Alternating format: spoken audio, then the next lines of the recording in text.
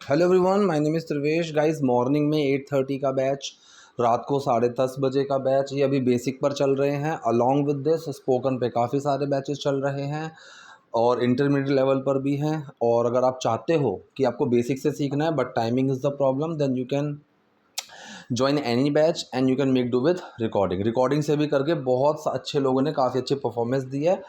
Basically depends on you कि आप कितने उस चीज़ के लिए सीरियस हो, right, and how much hard work are you able to do for that, right. चलिए आज की वीडियो शुरू करते हैं। Try to understand these sentences.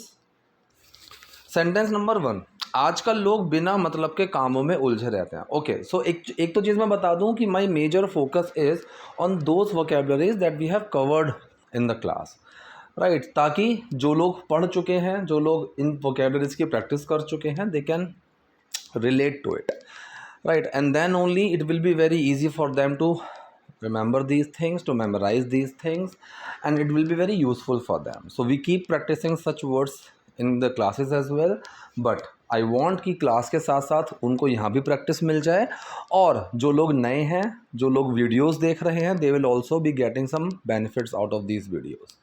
ठीक है, चलिए, तो सेंटेंस हुआ पहला, आजकल लोग बिना मतलब के कामों में उलझे रहते हैं। ठीक है, की प्लस आई एन जी का यूज़ करना है, कर सकते हो, कोई प्रॉब्लम नहीं है। ठीक है, लेकिन उलझे रहना, देखो इंग्लिश में एक वर्ड होता है टू एंटेंगल। टू एंटेंगल का मतलब होता है किसी को उलझा देना। He entangled me in his words, इस तरीके से। और अगर मैं उलझा हुआ हूँ, so I am entangled, right. ठीक है, या तो एम का यूज़ करोगे, मतलब बी की फॉर्म्स इज एम आर, या गेट की फॉर्म्स का यूज़ करोगे, जैसे आई गेट एंटेंगल्ड या फिर आई एम एंटेंगल्ड, उस तरीके से। ठीक है, so people get entangled, entangle में ईडी लग जाएगा। एक होता है टैंगल। ठीक है, टैंगल एंटेंगल दोनों चलते हैं, लेकिन एंटेंगल को फिजिकल और नॉन फिजिकल दोनों सेंसेस में हम यूज़ कर सकते हैं। टैंगल वर्ड ज़्यादा फिजिकल सेंसेस में जाता है, करेक्ट। अब यहाँ पर क्वेश्चन ये है, एंटेंगल्ड इन अननेसेसरी एक्टिविटीज़ या फिर एंटेंगल्ड विद अननेसेसरी एक्टिविटीज़, किसी चीज़ में। ठीक है, फिलहाल यहाँ पर इन का यूज़ होगा। ऐसा नहीं है कि विद गलत है, विद को हम मैक्सिमम यूज़ करते हैं लोग या ऑब्जेक्ट्स के साथ। ठीक है, तो यहाँ पर एक्टिविटीज़ ना तो पीपल है, ना ही कोई ऑब्जेक्ट है, राइट, इसलिए हमने यहाँ पर इन का यूज़ किया है। So nowadays people get entangled in unnecessary activities, कि लोग बिना मतलब की चीज़ों में उलझे रहते हैं। नेक्स्ट, लेकिन वो नहीं समझते कि उनकी असल जिम्मेदारियां क्या हैं। लेकिन वो नहीं समझते हैं, but they do not understand. I think this sentence is very simple, you don't have any problem with this sentence, right.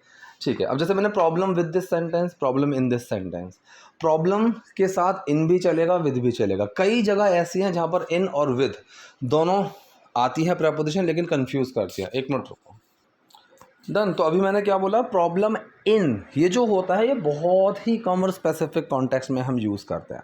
Problem के साथ हम विद का यूज़ करते हैं किसी चीज़ में।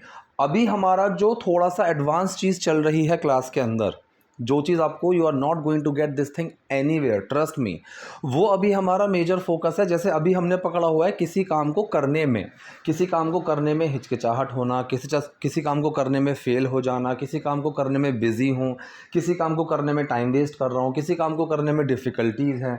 तो अभी हम करने में को पकड़ कर बैठे हुए हैं, with action and with non action. फिर हम करने से, करने पर, इन सारी चीज़ों को कवर करने वाले हैं। And I think this is the this is the most confusing thing in spoken English. हमें सब चीज़ें आ जाती है, but when it comes to speaking such sentences we make mistakes. ठीक है, तो यहाँ पर सेंटेंस क्या बना, प्रॉब्लम के साथ हम क्या लगाते हैं, विद, राइट। फिलहाल सेंटेंस पर आते हैं, लेकिन वो नहीं समझते, बट दे डोंट अंडरस्टैंड उनकी असल जिम्मेदारियाँ क्या हैं। तो उनकी असल जिम्मेदारियाँ क्या हैं, हम क्या सवाल पूछ रहे हैं कि उनकी असल जिम्मेदारियाँ क्या हैं? नहीं, हम सवाल नहीं पूछ रहे हैं, ये एक स्टेटमेंट है कि हम नहीं समझ पाते हैं, वो नहीं समझ पाते हैं, but they don't understand what are their real responsibilities. ये सवाल बन जाएगा अगर मैंने व्हाट के बाद आर लगा दिया, लेकिन मुझे व्हाट के बाद सब्जेक्ट लगाना पड़ेगा। किस चीज़ की बात करें, रियल रिस्पॉन्सिबिलिटीज़ की, नाउन लगाना पड़ेगा। So what their real responsibilities are. ठीक है, डन। तो इस तरीके से सब्जेक्ट के बाद आर लगा। तो पूरा सेंटेंस क्या बना, लेकिन वो नहीं समझते but they don't understand what their real responsibilities are. Correct, वो उन जिम्मेदारियों से पल्ला झाड़ते हैं। अब यहाँ पर टर्म है शर्क समथिंग, शर्क समथिंग, ठीक है। शर्क एक्शन है, प्रेजेंट इंडेफिनिट सेंटेंस है कि झाड़ते हैं, सब्जेक्ट आया दे, हेल्पिंग वर्ब आया दे के साथ डू, एक्शन है शर्क, राइट। शर्क में डू छुपा and sentence is going to be the same. They shirk those responsibilities, वो उन रिस्पॉन्सिबिलिटीज से क्या करते हैं, पल्ला झाड़ते हैं। So this is how we make this sentence. Correct. एक तो इस चीज़ के पीछे कभी मत भागना कि we should be very fluent, like while speaking in English we should not be taking any pauses, right, we should be very fluent, we can not stop while speaking. इस चीज़ के पीछे you don't have to run after these things at all, क्योंकि जब हम हिंदी बोलने में गड़बड़ कर देते हैं, राइट, हम अटक जाते हैं, हम वर्ड्स ऊपर नीचे कर देते हैं, तो इंग्लिश में भी वो चीज़ें बहुत कॉमन है, right, and even natives they also do the same thing, ठीक है। तो हिंदी और English both are languages, but right now the only problem is कुछ लोग फॉर्मेशंस के पीछे भागते हैं but they don't understand vocabularies, phrases, so it leads them to that situation कि they are not able to understand what other person is saying, but they can make their own sentences by using their knowledge. कुछ लोग होते हैं जो vocabularies और structures के पीछे ही भागते रहते हैं, उनके sentences गलत हैं, though they are using some good vocabularies but sentence ही गलत है, there is no point of using those vocabularies. कुछ लोग हैं जो fluency के पीछे भागते हैं, चाहे sentence गलत ही क्यों ना हो, but they are running after fluency, ठीक है। मैं हमेशा यही बोलता हूँ कि be very thoughtful, be very rational, and you should be running after accuracy, you should be running after understanding those sentences, you should be running after these things, and if you know that your sentence is correct, and then simultaneously just work upon your vocabulary structure part as well, and then keep adding those things when you are talking. English में बात करो guys, English is सबसे बढ़िया चीज़, right, आपके ऊपर कोई pressure भी नहीं है कि मुझे इंग्लिश में ही बोलना है and still you are speaking in English, ठीक है। So this will give you that comfort zone. चलो इस चीज़ पर हम बाद में बात करेंगे, I keep talking about these things in my classes, right. सो मेरे हिसाब से हमें एक ही ज़िंदगी मिली है, अकॉर्डिंग टू मी, है ना, ये बोलते हैं ना हम अकॉर्डिंग टू मी, लेकिन अकॉर्डिंग टू मी बिल्कुल गलत है ही बिल्कुल ही गलत है।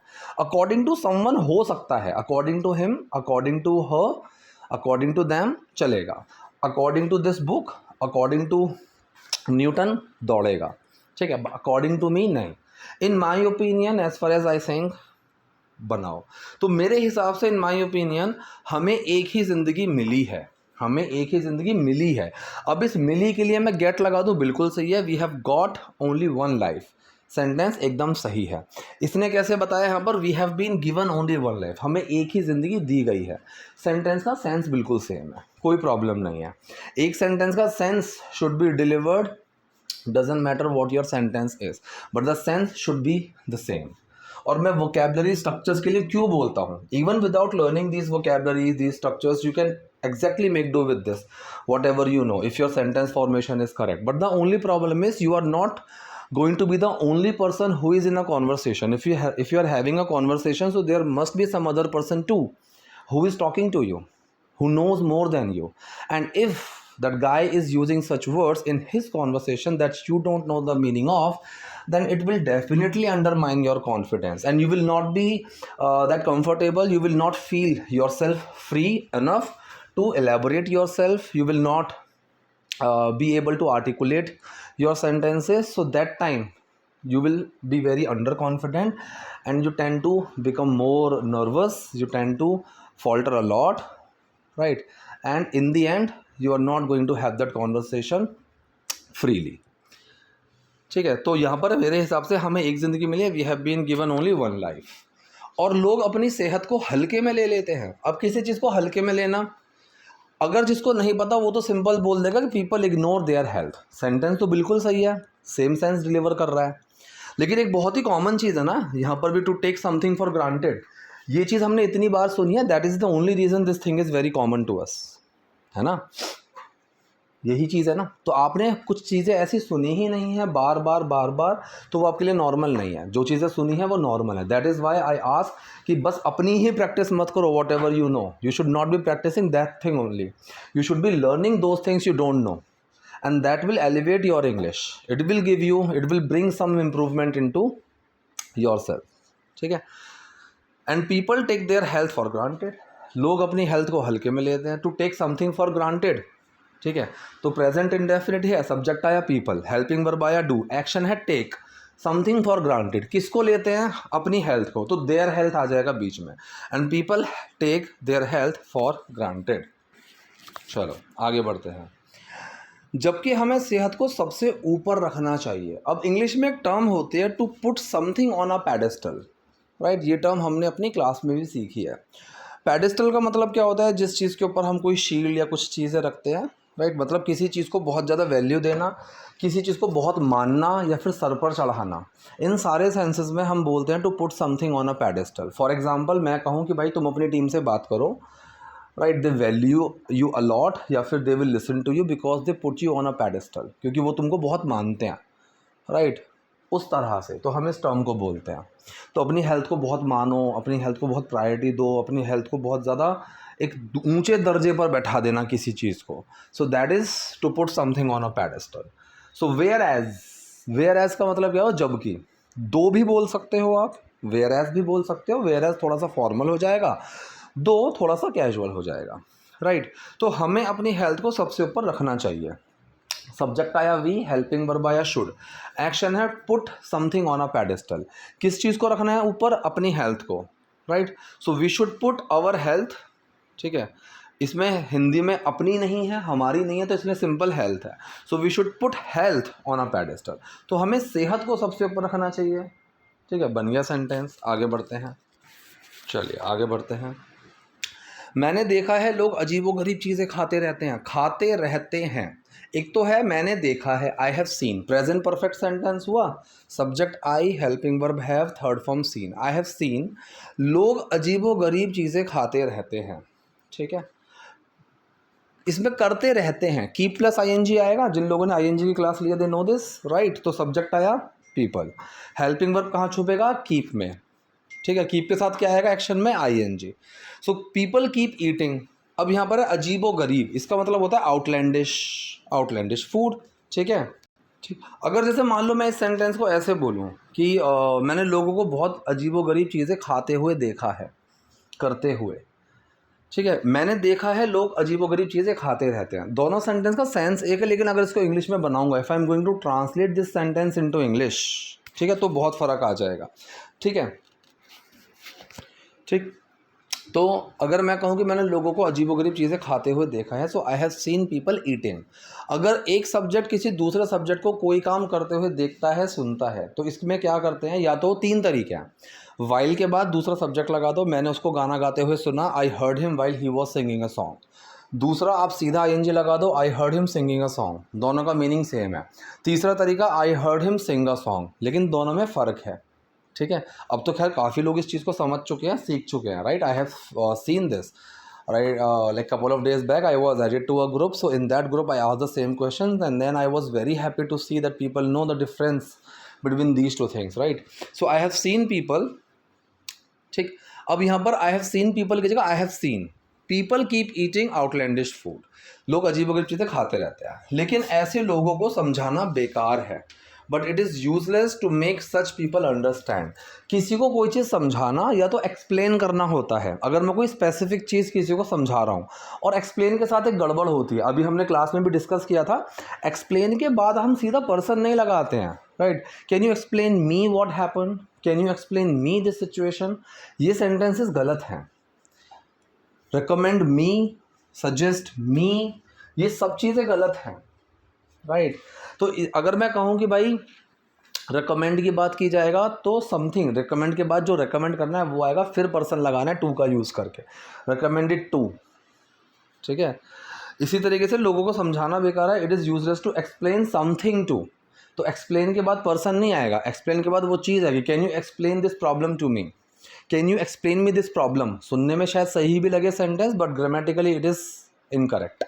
तो लेकिन ऐसे लोगों को समझाना बेकार है, but it is useless to make such people understand. किसी को समझाना, मेक समवन अंडरस्टैंड, तो समवन की जगह वो चीज़ आ जाएगी जिसको समझाना है। सो मेक सच पीपल, ऐसे लोगों को समझाना। So it is useless to make such people understand, ऐसे लोगों को समझाना एकदम बेकार है। मुझे लगता है कि भैंस के आगे बीन बजा रहा हूँ मुझे लगता है कि मैं भैंस के आगे बीन बजा रहा हूँ। इंग्लिश में एक बहुत ही प्यारा इडियम है, to cast pearls before swine. अभी हमने डिस्कस किया था, मतलब जिस इंसान को जिस चीज़ की समझ ना हो, वैल्यू ना हो, आप उसको वो कर रहे हो, उसके लिए कुछ दे रहे हो, सो दैट इज कास्ट का मतलब होता है बिछना, बिछाना। पर्ल्स मोती बिफोर स्वाइन का यहाँ पर मतलब होता है बेकार इंसान से, ठीक है। सो आई फील लाइक, मुझे ऐसा लगता है, प्रेजेंट कॉन्टिन्यूस में बना, I am casting pearls before swine, कि मैं किसी मूर्ख आदमी के आगे भैंस का के बीन बजा रहा हूँ, ठीक है। मुझे लगता है वो लोग सही रास्ते से भटक गए हैं।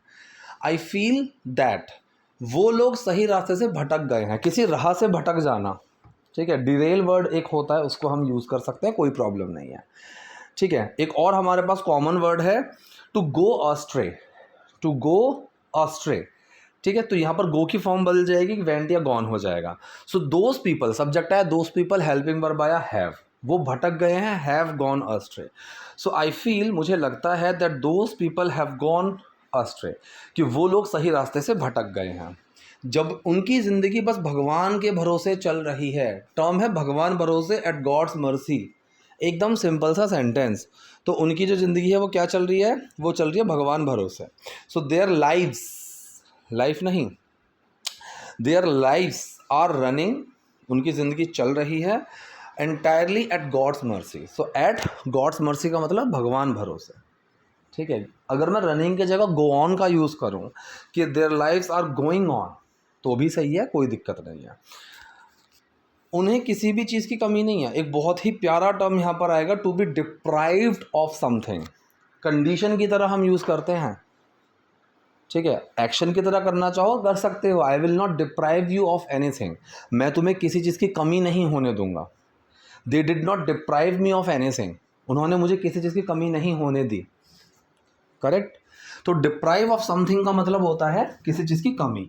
यहाँ पर कंडीशन की तरह यूज़ किया गया है, तो they are deprived of nothing, या फिर they are not deprived of anything, उनको किसी चीज़ की कमी नहीं है। जैसे मैंने कहा कि कुछ बच्चों को अच्छी एजुकेशन से ही वंचित रह जाते हैं, उस चीज़ की कमी रह जाती है। So some students are actually deprived of good education. I want that no student should be deprived of good education, मैं चाहता हूँ कि कोई बच्चा अच्छी एजुकेशन से वंचित ना रह जाए, वो वाले सेंस में।